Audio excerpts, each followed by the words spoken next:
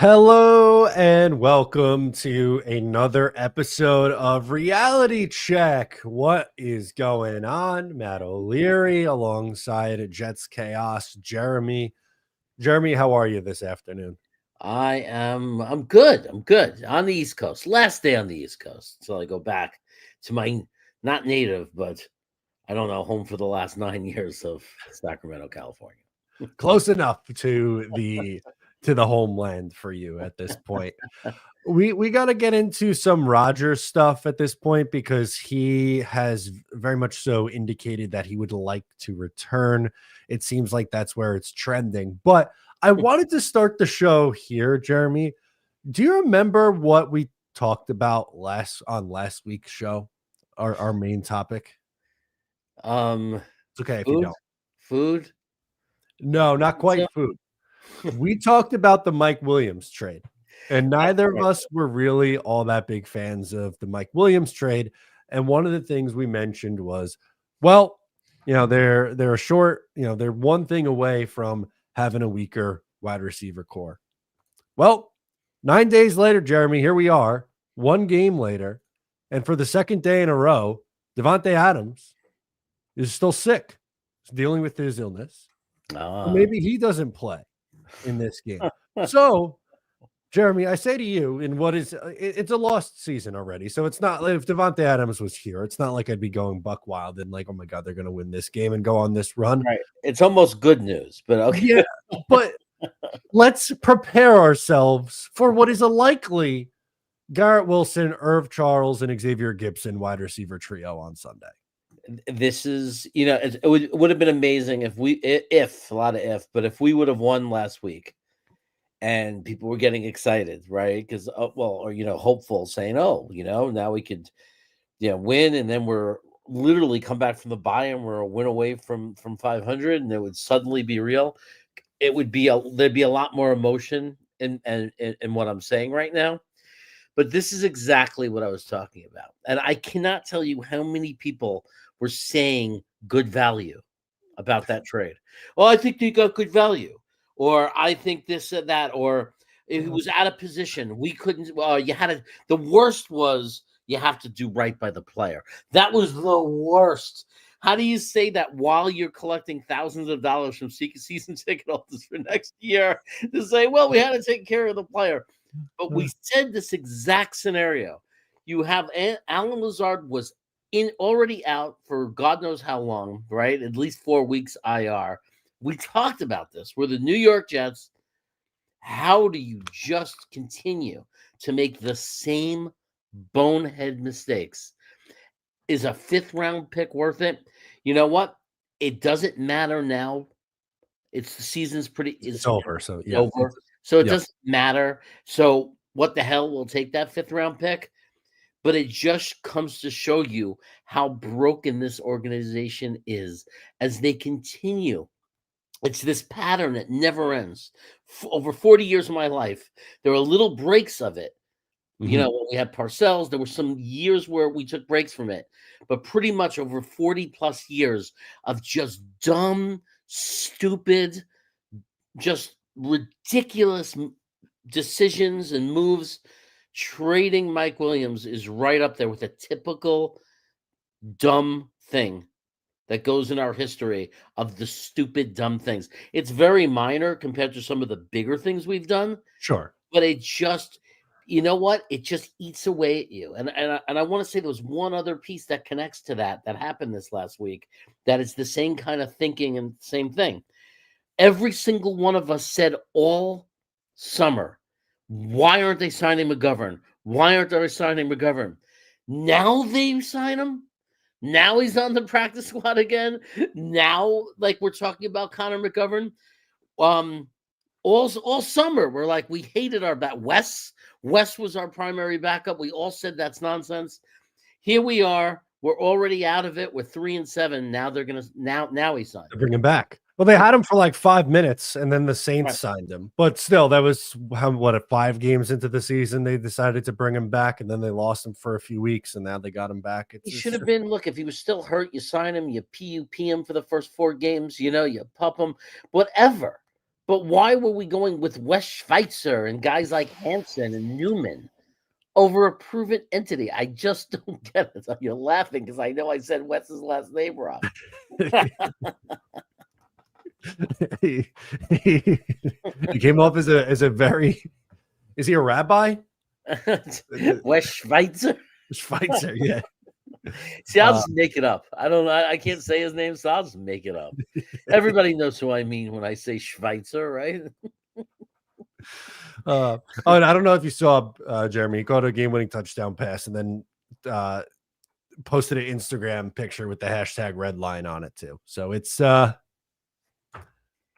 did you not see this coming? Basically, that's where I wanted to start. Is it the main pressing thing? No, like again, is it the biggest thing in the world? I'm not gonna flip my desk here and yell and scream for an hour about Mike Williams because they're 3-7, but that just felt like the little cherry on top as the well, that's great too. Yeah, it just symbolizes the Jets. It's just, and I said it, right? I mean, like literally said, I promise you someone's going to get hurt. The second they traded Mike Williams, I said one of those two guys is definitely going to get hurt because that's the New York Jets. Will's still on it, man. He had one catch. He won the game. He won the game, Will. But it's like they won't back that. It's not the point. I'm not sitting there crying over Mike Williams. No. He wasn't going to be back next year. It's over anyway. That's not the point. It's not even the one catch for the touchdown. Even if he didn't score the touchdown for Pittsburgh, that's not what we're talking about.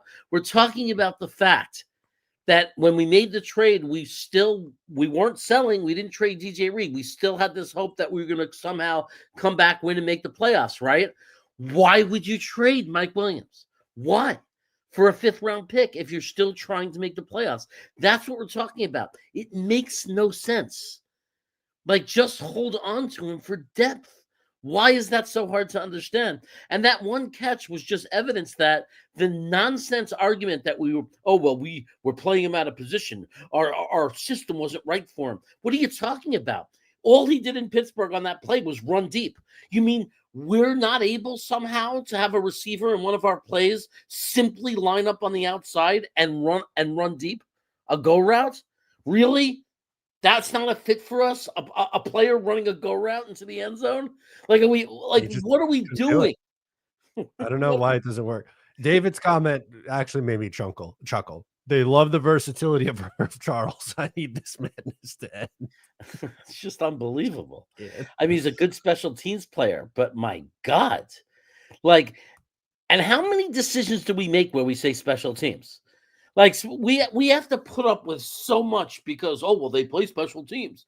Like, how many guys do we cut and hold on to? Just has a shit ton of penalties and mistakes on special teams, by the way. Right. I know. You'd think, at least if we're going to have so many roster decisions based on special teams, how come we don't have, like, the greatest special teams unit of all time? Because it seems like every roster decision we make is freaking special teams. You got to keep him. He plays specials, Jeremy. You got to keep him. Irv Charles, he plays special. You can't have Brandon Eccles or Quantez Stiggers play gunner. You got to keep Irv Charles, and then Irv Charles is gonna. I just have trouble believing the guys that you roster, the best actual WR5 can't be taught and coached to play special teams. I mean, when I grew up, that wasn't a thing. When I grew up, when you were a backup player, you played special teams, you played it hard, and you played it well, and that was that. But you didn't, and it was part of making a roster, but you still had to know how to play your position. You still had to bring value to your position. Like the whole thing with Justin Hardy. Look, I love the guy on special teams, but the fact that he wasn't a football player, except that's the one thing he could do, and that takes up one of the 53 was absolutely ridiculous. And guys like Pinnock, Jason Pinnock, safeties like that, we couldn't hold on to, and we lost. And I'm not saying he's a superstar, but there's a starting level safety that could have been on our roster this year with all these injuries. And guess what? He wasn't. But you know what?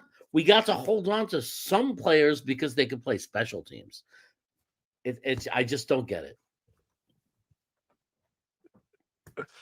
One more question before we get into our main topic for now, and then of course we'll interact with the chat as we go. But JD says, do we really want Vrabel? Remember, he had these Titans clowns that we had on his staff, that we have on his staff in Tennessee.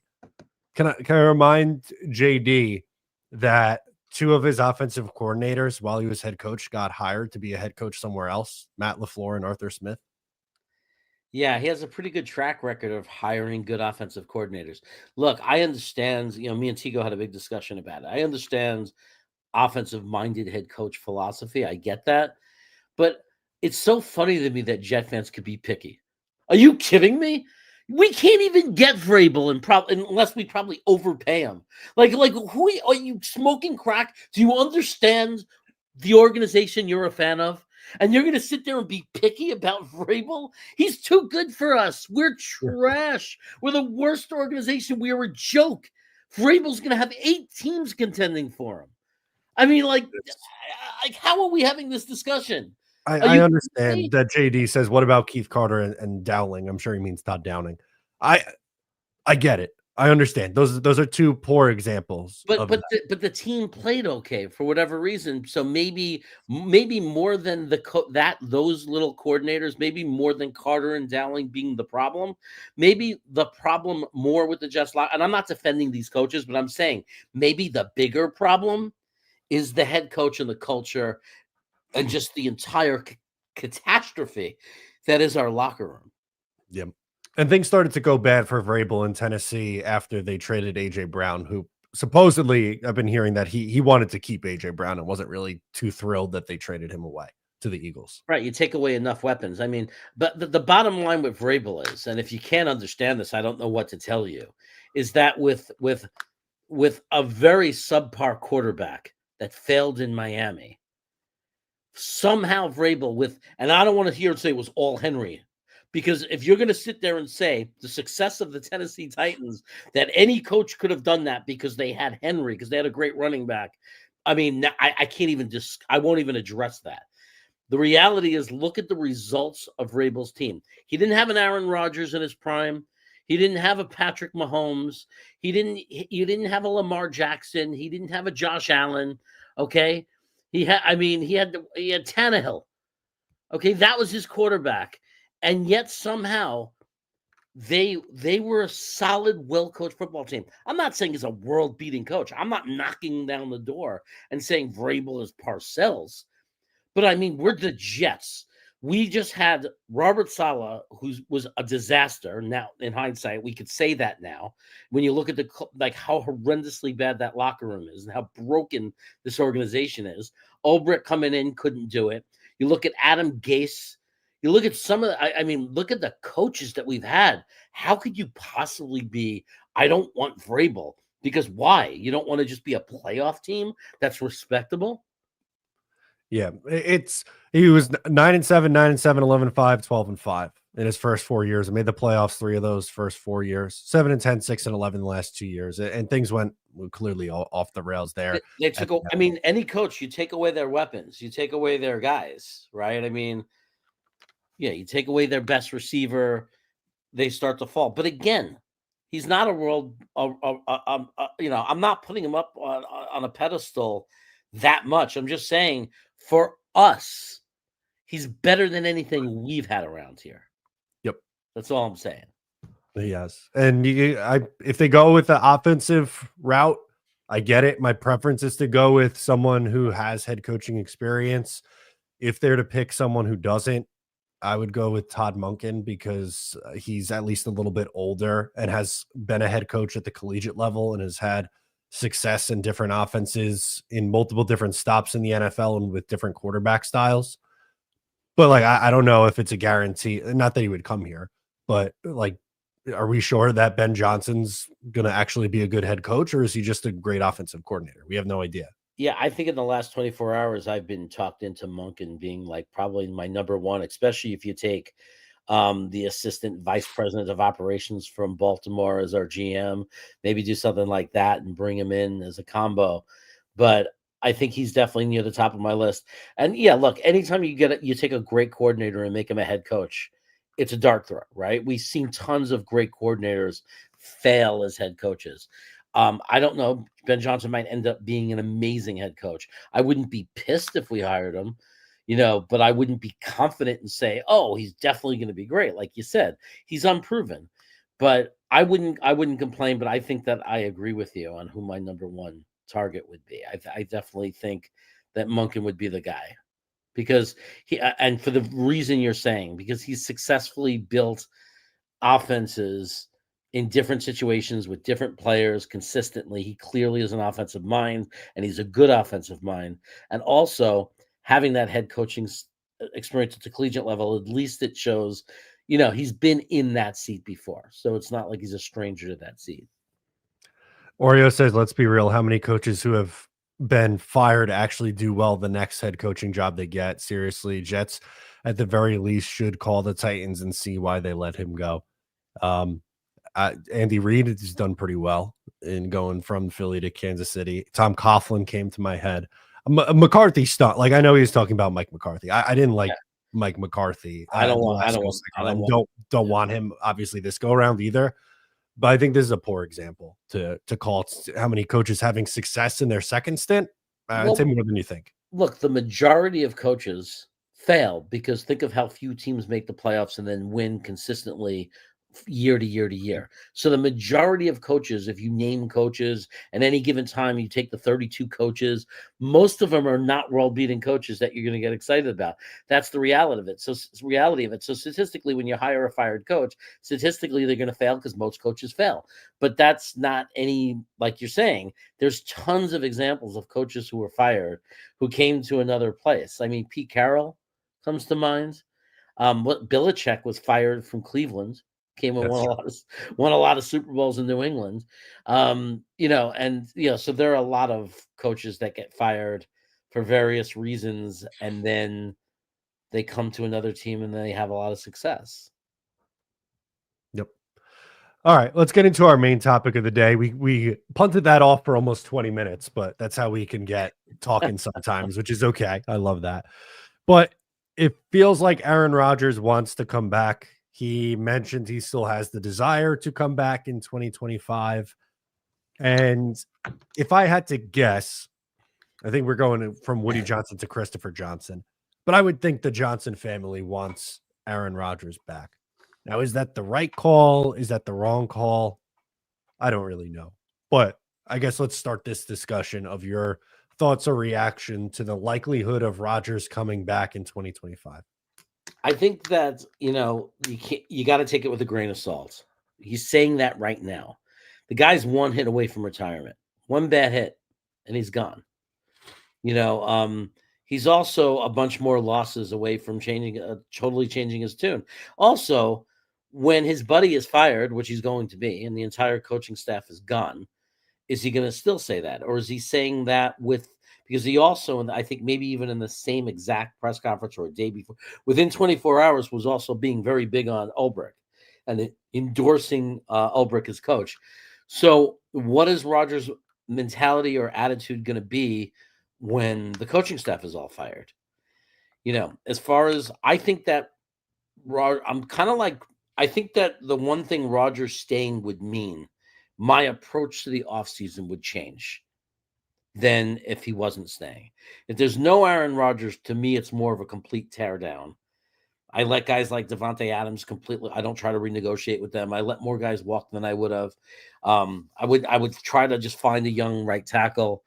Rodgers comes back, and I'm thinking, well, you got to make more of an effort than to try to see if the coaches could fix what was wrong this year. And you bring Morgan Moses back. You bring Davante Adams, if you can get him for a good price, back for the one more year with Rodgers.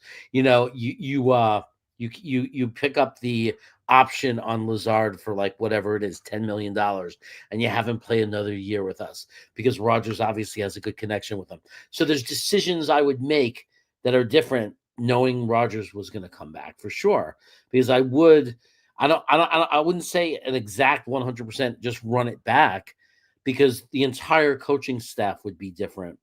And there are still some holes that we can fill and improve, like, draft a defensive tackle, get better safeties. There are things we could do. The safety class in free agency, I think, is pretty strong. So I would not be opposed to dipping in that market. I know there's some interior defensive linemen in the first round that are likely going to go. I could see the Jets going that route.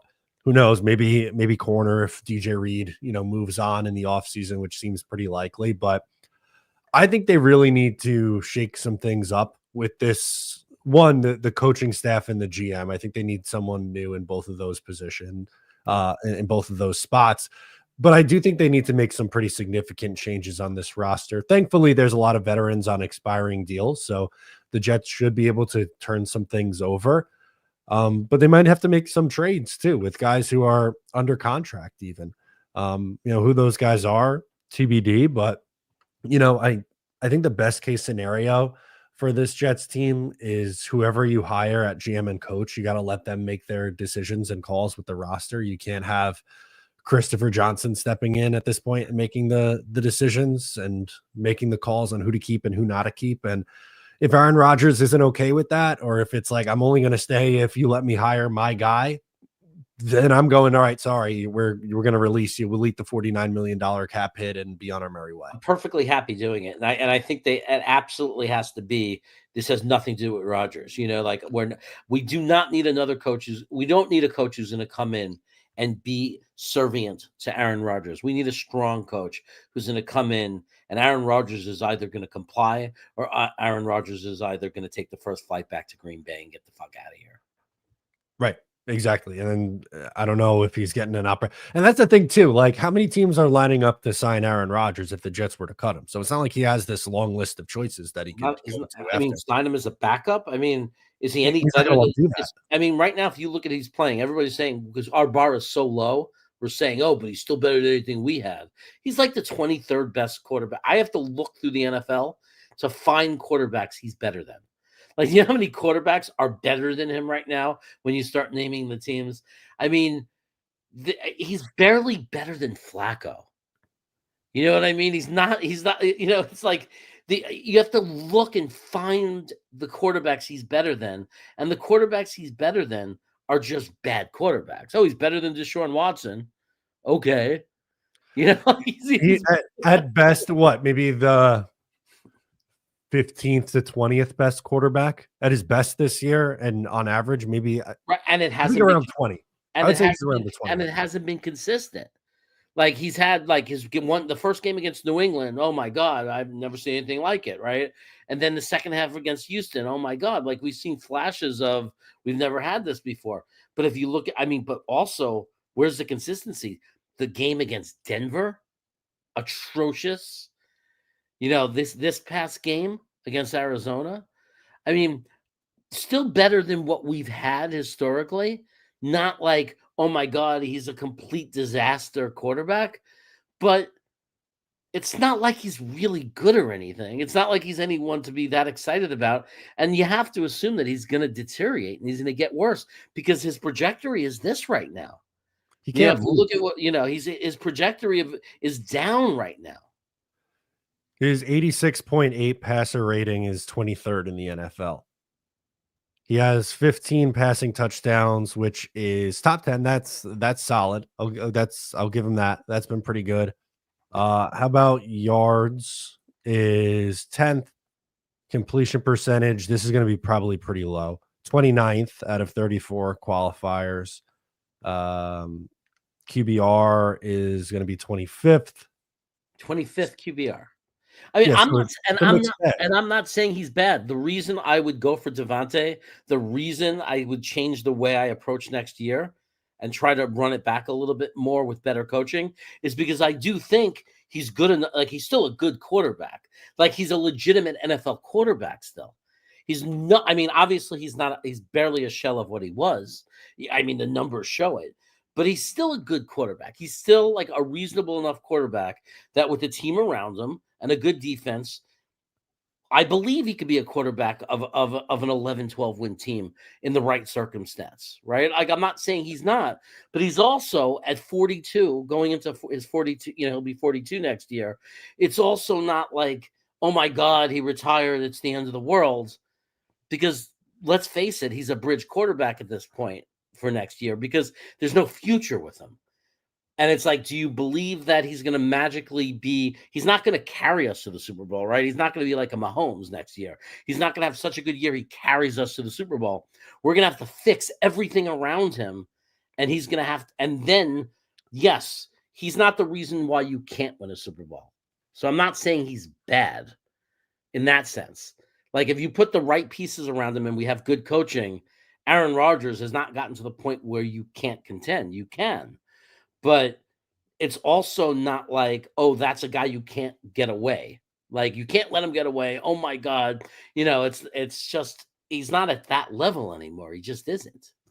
No, and he hasn't moved well either. Like he hasn't moved around the pocket very well. He's taken a lot of sacks, 10th in the league in sacks. And granted, offensive line play has been a factor of it. Something that I'll give him credit for and think he's been very good at is he gets the ball out pretty quickly, but they never push the ball down the field. It's all short to intermediate stuff. And there's been a lot of times this year where he hasn't been on the same page with Garrett Wilson and Davante Adams even. Dante chimes in with the super chat, says, I would prefer A-Rod on the team next year for mainly a mentorship role for either Jordan Travis or a rookie. So if Aaron Rodgers comes back, I think they need to draft a rookie quarterback and have a quarterback room of Aaron Rodgers, the rookie, and Jordan Travis, and hope that one of Jordan Travis or the rookie is your answer after that. Yeah, I mean, the only problem I have with that is that if he was to get hurt, when like what if with better coaching, A-Rod has a better year, right? And we're like, and we get a defensive tackle, whatever, we fix up the defense a little bit. It might not ever be the same, but maybe it's gonna be obviously better than this year because we could stop the run. What if all of a sudden we're 7-3 and then Aaron Rodgers gets hurt? Like, are we gonna be wishing we still had Tyrod Taylor? That's my only because I think that the one thing if Aaron Rodgers comes back, the reason I would change my approach to the offseason and not totally make it a complete rebuild is because I would want a new coaching staff, if we hire someone we think is a good coach, to have the opportunity to have Aaron Rodgers because he is the best option. Like for next year, there's no other quarterback we could possibly have in the spot that's better than him. So if we're going to make any, you don't think there's a chance a rookie could be better? I don't think Jordan Travis will be better. No, not Jordan Travis. Someone in this draft class. I only like one rookie in this draft class, but I mean, that's just my opinion. I only like one. And I think that one, he plays for Penn State. His name is Allard. But I honestly think that he needs another year anyway, whether it's in college or sitting on a bench behind a guy like Rodgers. I don't think he's ready to, I don't think we'll make any kind of serious run with him because I just don't think he's ready. That's fair. But I don't know. I see Will in here saying that he definitely has a lot left in the tank. Like, I don't know how we can get there at next year, 42 years old. Be like, how are we so certain after these 10 games that he definitely has a lot left in the tank? Well, he's saying he's not getting open much. I mean, if you watch the film, Will, because I'm seeing tons of tape and replays showing wide open guys. Like Conklin was alone in the end zone. There's plays where Garrett Wilson was wide open where he tried to force the ball to Davante. So I'm having trouble. I'm not saying that there aren't lots of plays where they're not as open because there have been plays where he has to hold, he's had to hold the ball for a while. But I'm also seeing a lot of the key plays where things went wrong, like in the red zone against Arizona, where there were guys open. He just wasn't seeing it. Yeah, there were a few times. Yeah, the end zone view of the fourth down play where he got hit and ended up fumbling. Yeah. Not great in the all 22. Right. It didn't look good. So, I mean, but again, I'm not anti-Aaron Rodgers. I mean, I still think he's the best option. If someone held a gun to my head and said, no rebuilding, no future, everything is next year. You have to make the playoffs next year. This is it. I want Aaron Rodgers. Like there's no one else I would, not that I have a million choices, right? If my choice is a rookie or Jordan Travis or Tyrod Taylor or Aaron Rodgers, I'm taking Aaron Rodgers. And I'm getting him Davante Adams back for a year if I can, and I'm going to get Morgan Moses back, but I'm going to start Fashanu at left tackle. And I'm going to see if I can get fix the defense a little bit and hope the new coach will turn this around. Remember, we could be Like, we wouldn't be this bad if Zerline, doesn't lose us 2 games.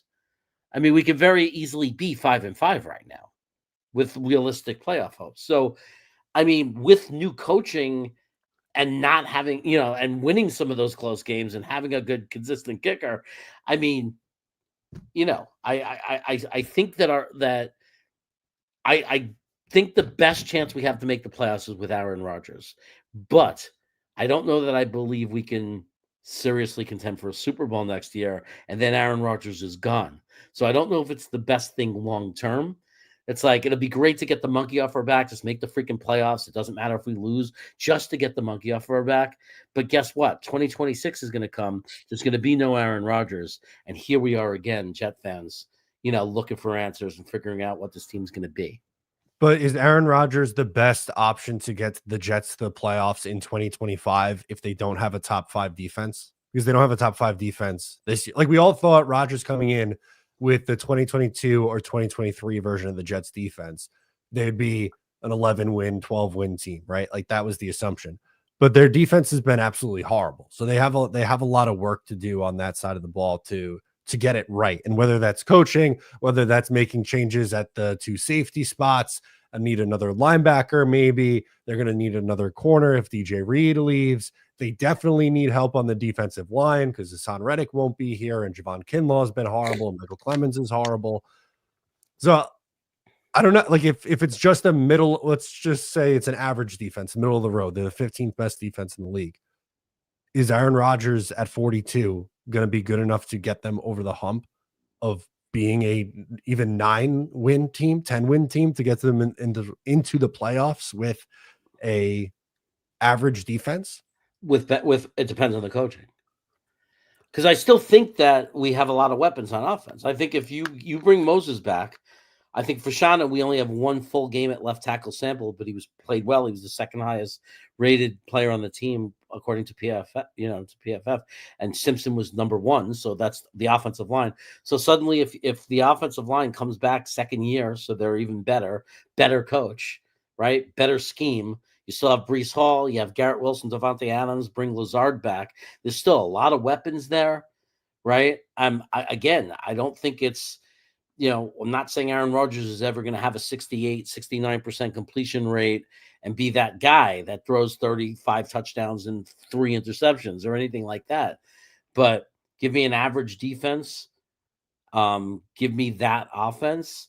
But more importantly, a coach that could just a good coaching staff that could win those close games and coach well. Get rid of the penalties, have a consistent field goal kicker. I think we could scrape into the playoffs. Yeah, I do. Because I don't think that much chance. I mean, it's shocking that we're not contenders this year. It's shocking, like, how bad the coaching must be. Think about how bad the coaching is, that because we're sitting here saying, when you look at Aaron's numbers, that he's not that bad, right? So how are we not? I mean, the defense have been bad in a few games, but they've also been very good in some games, right? I mean, it's not like the defense played bad against Denver. So those games where the defense has done their job and kept us in the game. So I think that the coaches can be the difference. Just like bringing in a new coaching staff can be the difference. I'm not super excited about it. I'm not jumping up and down, but I wouldn't think it was impossible. I wouldn't be shocked if we get a new coaching staff and A-Rod took this same offense with a couple of adjustments and then a little bit slightly improved defense that can stop the run and make the playoffs. That wouldn't shock me. I hope that, well, because that's where I think this is going. I really hope that that's the case. I just think that there's more blame on Aaron Rodgers in this offense than I think some people want to give him credit for. Him not being able to move around in the pocket, I think really, really, really hurts them.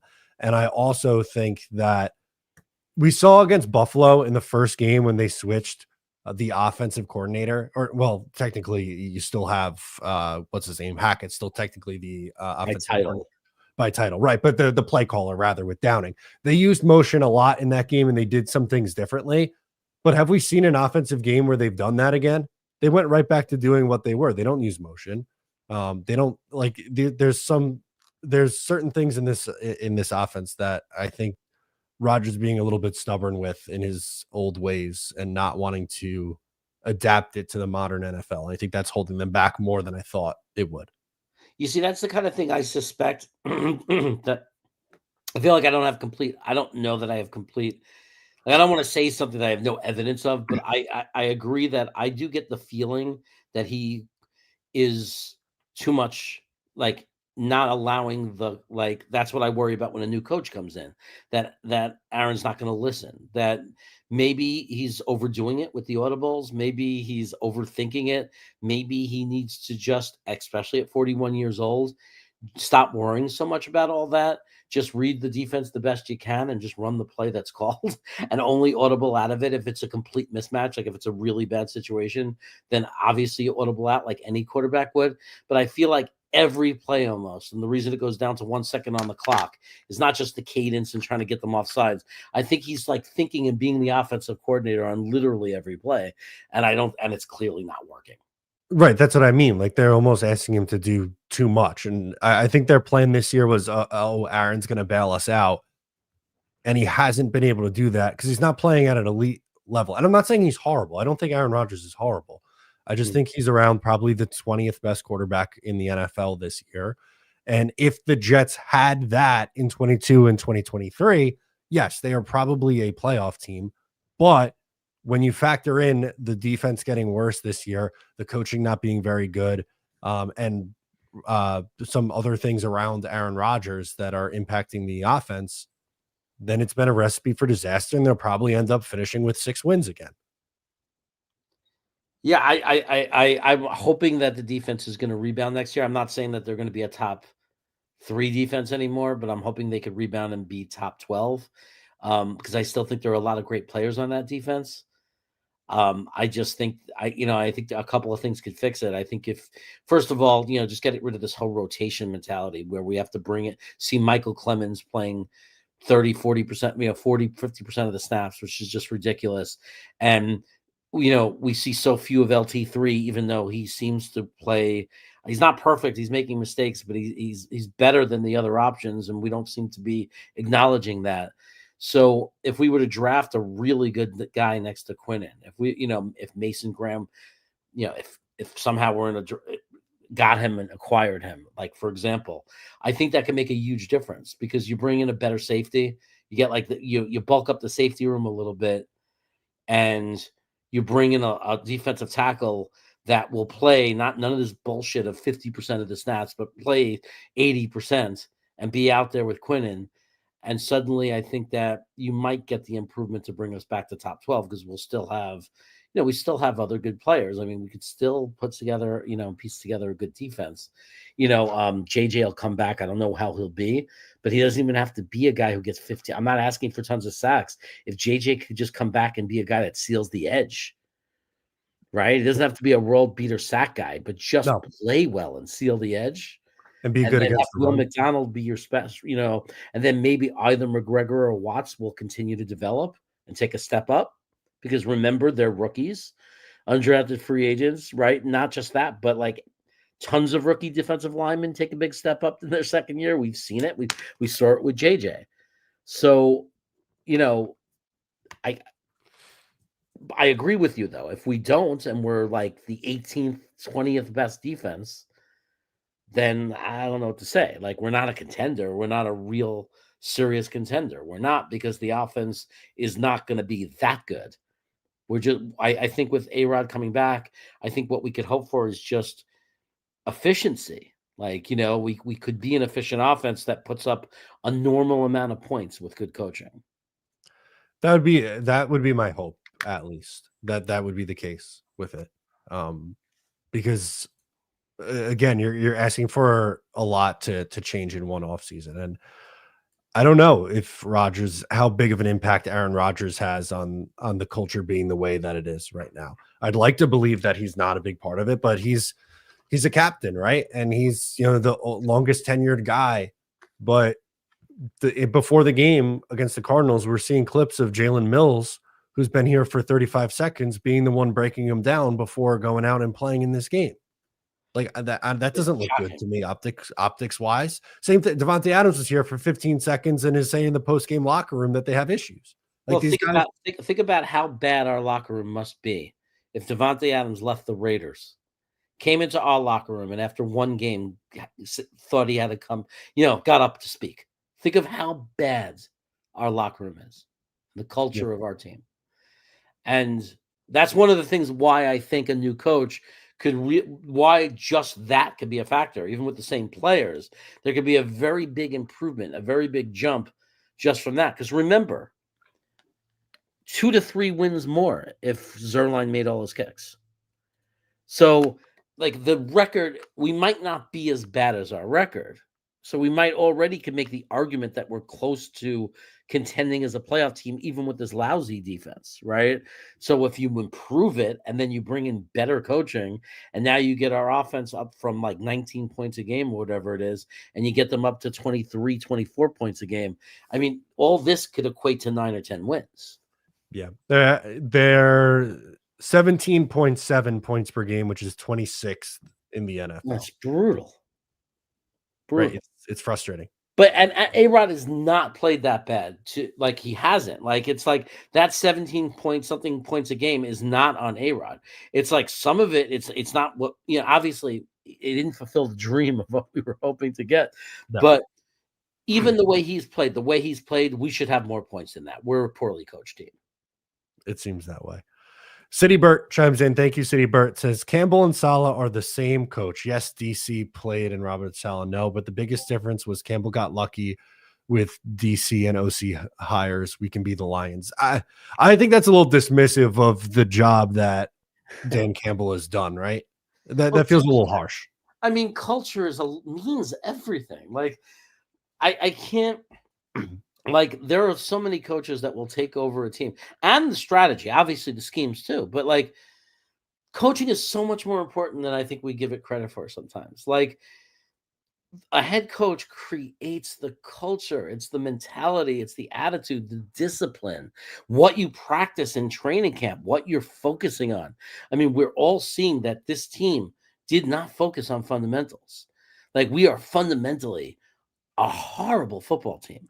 We don't know how to tackle. We can't do a lot of offensive plays because we get called for a penalty. We can't execute them. We're so undisciplined.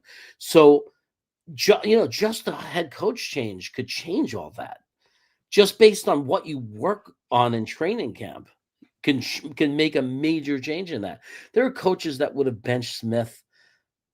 So after the 3rd or 4th game, they would have said, we got the 11th pick overall in the draft.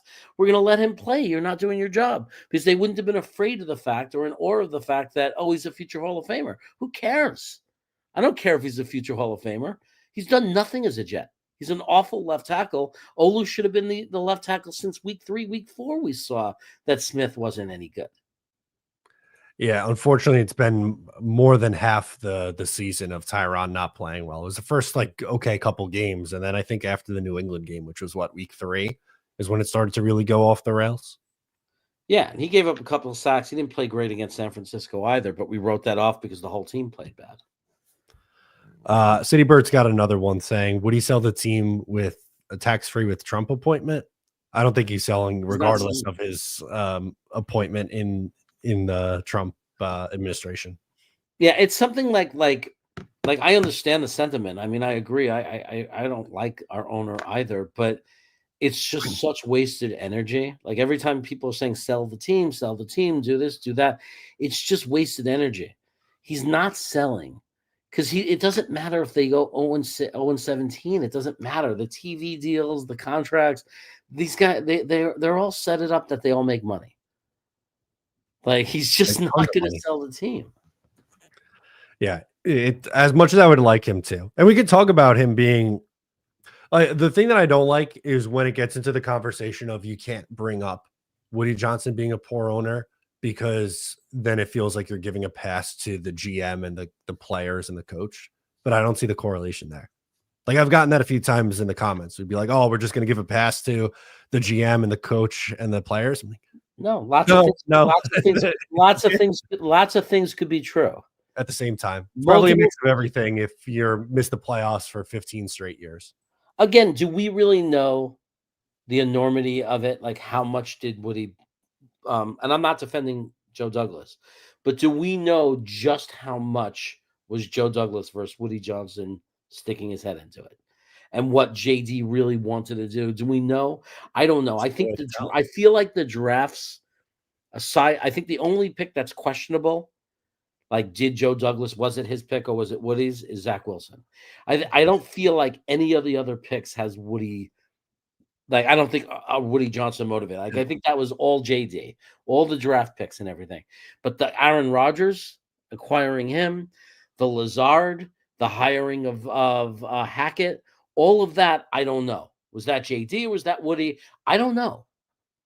And if it was Woody, that's just evidence of why we have like the biggest regret I have is if they hired Hackett, and everybody I think thinks they did and thinks it's kind of obvious. They hired Hackett in order to get Rodgers. You have to admit at this point that blew up in our face. I think it definitely has. Wild Wave is convinced, and I believe he said this a few times. If not, forgive me, Wild Wave, but I've seen it a few times. I'm pretty sure it came from you before. But Woody forced the Zach Wilson pick. I don't think that's true. I think Mike LaFleur really liked Zach Wilson also, if memory serves correct, to run that West Coast style of offense. Just didn't work because the player wasn't able to transition from the college to the pro game. I mean, when you watch One Jet Drive, the scouts were freaking raving about him in the Jets room. You know, the Jets personnel department was going nuts about him. They showed it. They showed what they were saying about him. Yeah. So I don't buy the JetBlue Woody Johnson conspiracy theory on the Zach Wilson one. What I would like to know, what I don't know, and I don't think any of us know for sure, right? Because who knows? These guys aren't telling. No one's coming out and saying the truth, unless maybe a former player comes out and says it.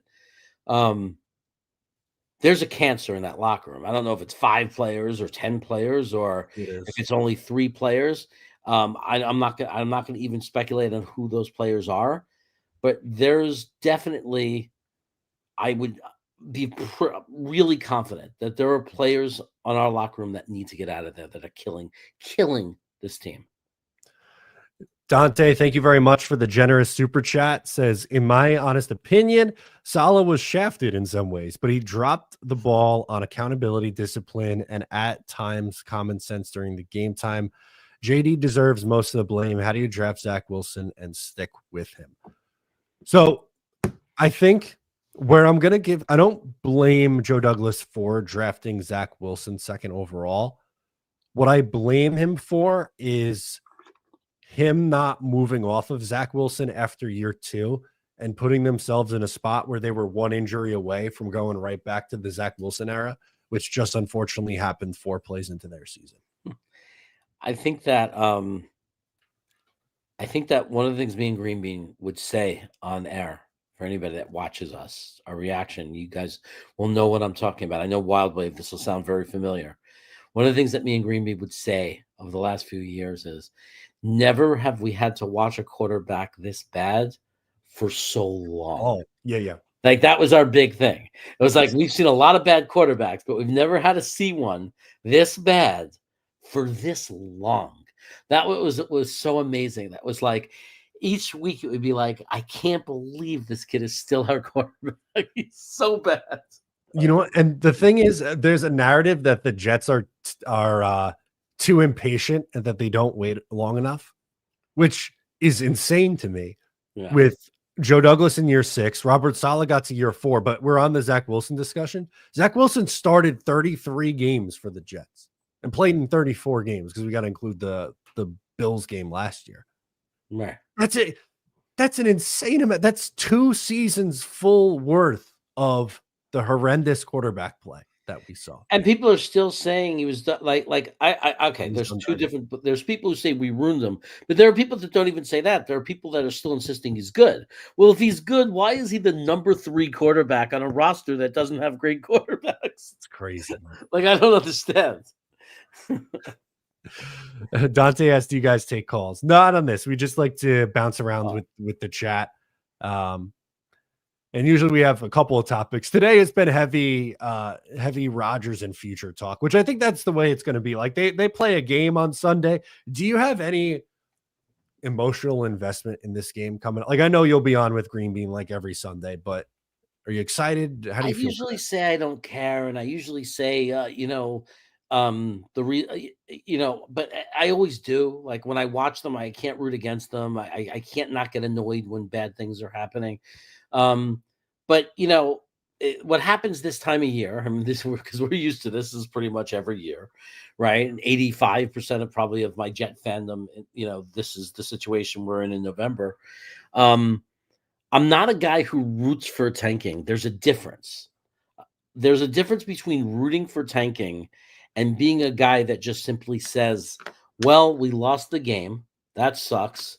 But recognizing at least that helps us in our draft position for next year, like when you're already out of it anyway. So I'm not a guy that screams. I mean, I did a little bit for the Trevor Lawrence year, right? I mean, I think we all did.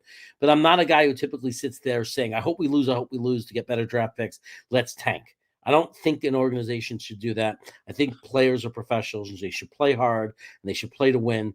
But as a fan, when it gets to this point, it doesn't sting as much. And my expectation is not high. I don't care who we're playing.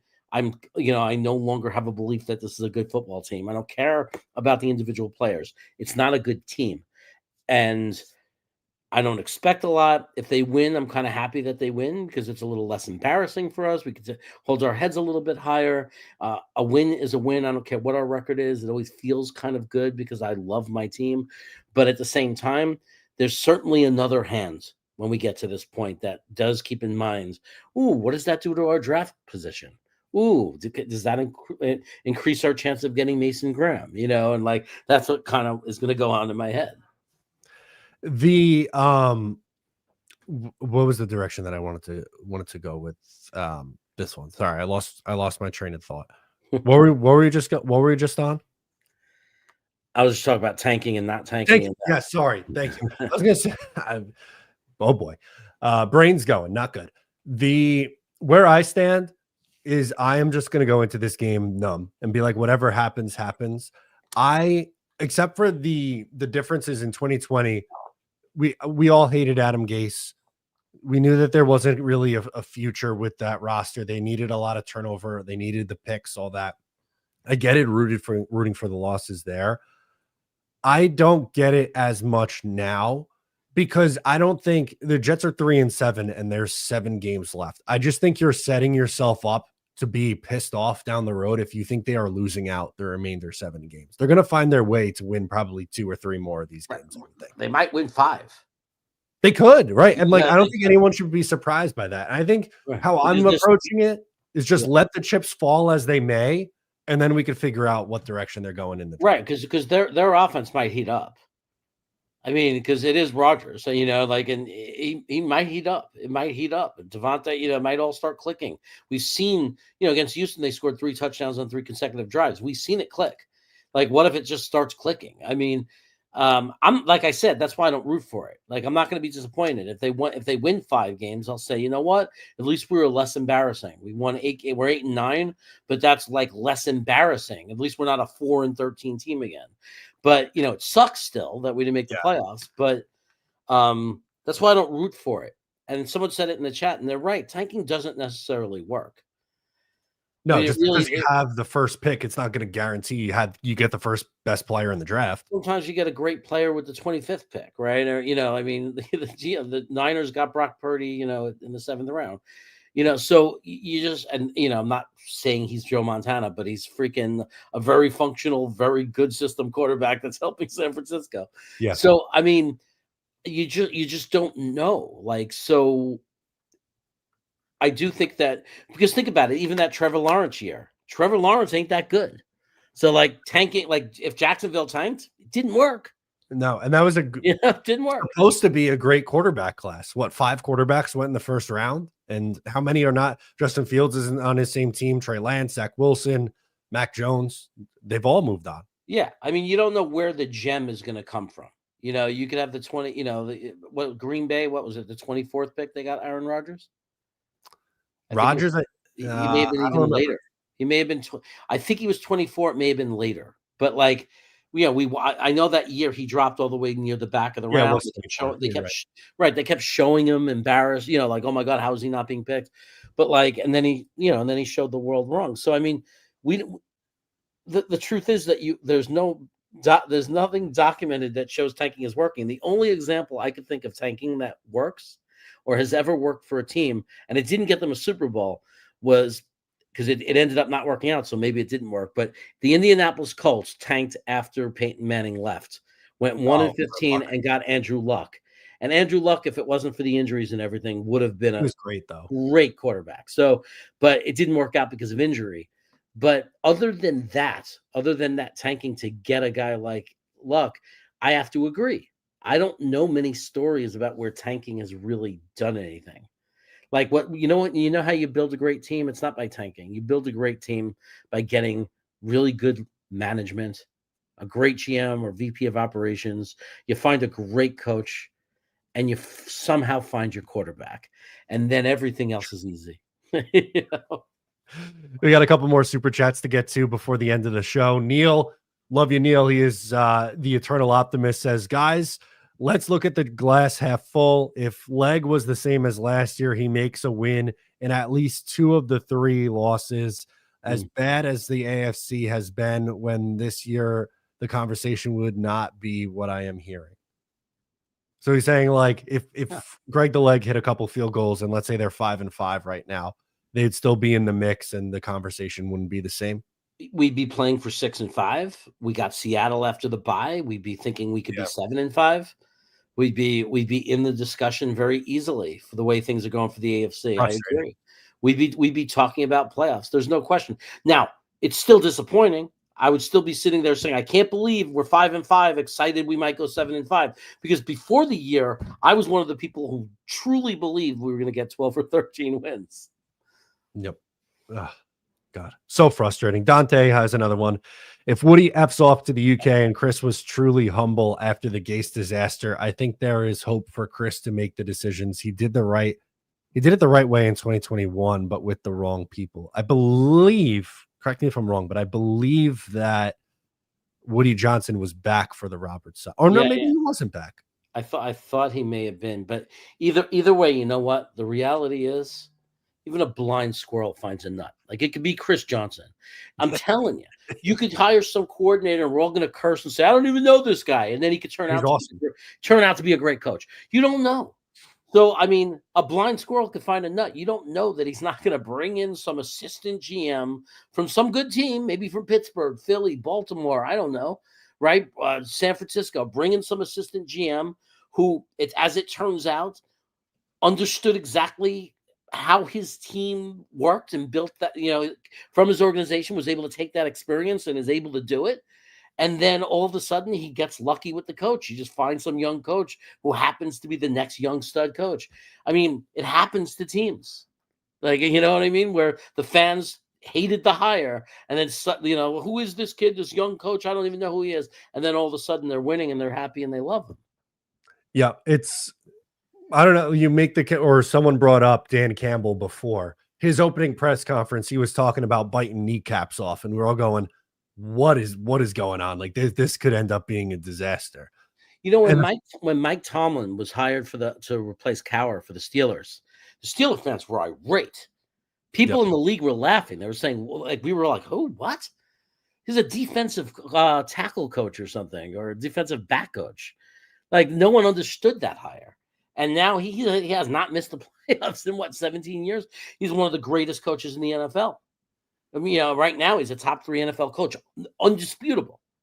Yeah, he was a 1-year defensive coordinator before being in Minnesota, before being hired by Pittsburgh, and he was a defensive backs coach with Gruden in Tampa Bay. Right, there you go. And then boom. So I mean, you just don't know.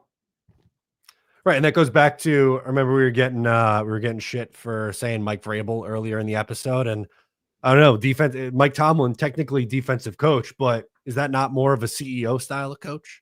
I don't know. I want a good head coach. I don't really care if they're offensive or defensive guys. Well, I think the thing that happens is if you have a coach that comes from a defensive background as a head coach, then obviously it's 100% essential they make a very good hire with their offensive coordinator.